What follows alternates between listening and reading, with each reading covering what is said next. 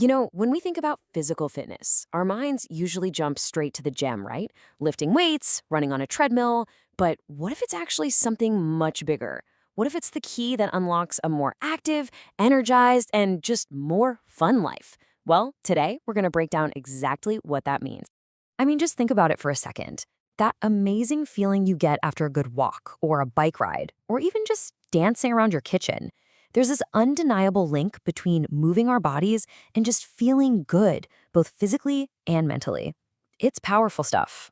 So, this totally flips the script on what fitness is. It's not about training to be some elite athlete, unless you want to, of course. For most of us, it's about having the stamina and the strength to say yes to things, to go on that hike with friends, to play with your kids or your dog at the park, or just to get through a really busy day without feeling completely wiped out. Okay, so to really wrap our heads around this, we have to understand that fitness isn't just one big thing. It's actually made up of two different sides of the very same coin. One side is all about your general health, and the other is all about your skills. On one hand, you've got your health-related fitness. Think of this as the foundation, the stuff that keeps your body running smoothly day to day. And on the other hand, there's skill-related fitness, which is more about fine-tuning your movements for precision and control. Let's dig into the health side first. So, the first piece of the puzzle is your cardiorespiratory endurance. This is basically your body's engine.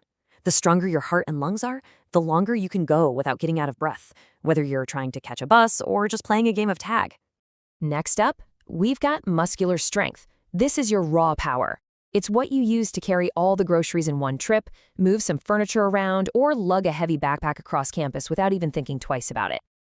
And working right alongside strength is muscular endurance. See, it's not just about how much you can lift once, but how long your muscles can keep on working. You know that burning feeling you get in your legs after climbing a few flights of stairs? Yeah, that's your muscular endurance being put to the test. And finally, we have flexibility. This is the one we so often forget about, but wow, is it important? It's what allows you to bend down and tie your shoes, reach for something on a high shelf, or even just sit at your desk for a while without feeling all stiff and achy. It's all about moving freely.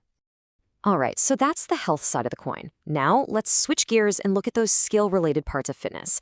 These are the things that add a little finesse to your movements, especially when you're playing sports or just being active. First, let's talk about agility and power.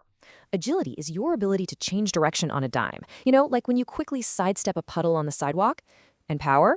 That's what happens when you mix strength with speed, like jumping up high to catch a frisbee. Then you've got reaction time and speed. How quickly can you snatch your phone before it falls off the table? That's reaction time. And speed is just what it sounds like, how fast you can get from point A to point B. Both are super useful skills for navigating the world.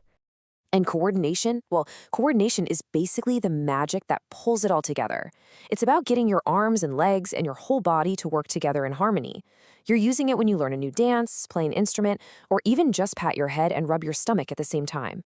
Okay, so we've just laid out all these different parts of fitness. But here's the big question, right? Why does any of this actually matter? What's in it for you in your everyday life?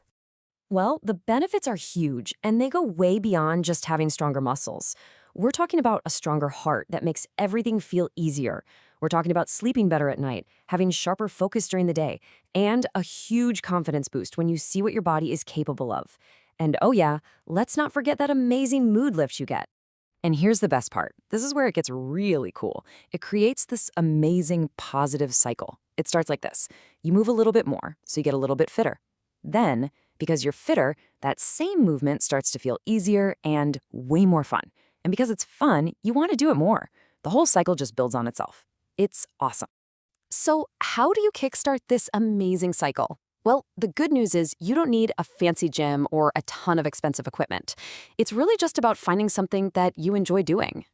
You can start super simple. Grab a friend and go for a walk or a bike ride. Try some basic exercises like squats or push-ups right in your living room. Put on your favorite playlist and just dance. Or even just take 5 minutes every morning to stretch. It all counts. In this might be the single most important piece of advice in this entire explainer. The real secret to making fitness a part of your life isn't about forcing yourself to do something you hate. It's about finding movement that feels like play. When it's fun, you'll want to keep doing it. It's as simple as that. All right, so to wrap all this up, let's just take a quiet moment and make this personal. Let's think about what your first small step could be. Thinking back on everything we just talked about, strength, endurance, flexibility, all of it, is there one area that kind of speaks to you? Maybe you want more endurance to keep up on hikes, or maybe you'd love to be more flexible just to feel more comfortable. Just pick one thing that comes to mind. Okay, now let's connect that goal to something you actually find fun. If you picked strength, maybe that's not lifting weights. Maybe that's trying a rock climbing class. If you picked endurance, maybe it's joining a dance class. What activity sounds like a good time to you? And last question, let's make it real. What is one tiny, super achievable goal you can set for this week? Not next month, not someday, this week. I'm talking small, like I'll go for one 15-minute walk, or I'll do 10 squats every day. Small wins are what build unstoppable momentum. I just want to leave you with this idea. Every little bit of movement truly counts. Don't ever think it's not enough. Every time you take the stairs, every walk you take, every stretch you do, it all adds up. The journey doesn't start with running a marathon, it starts with that first small step. So the only real question left is, what's yours going to be?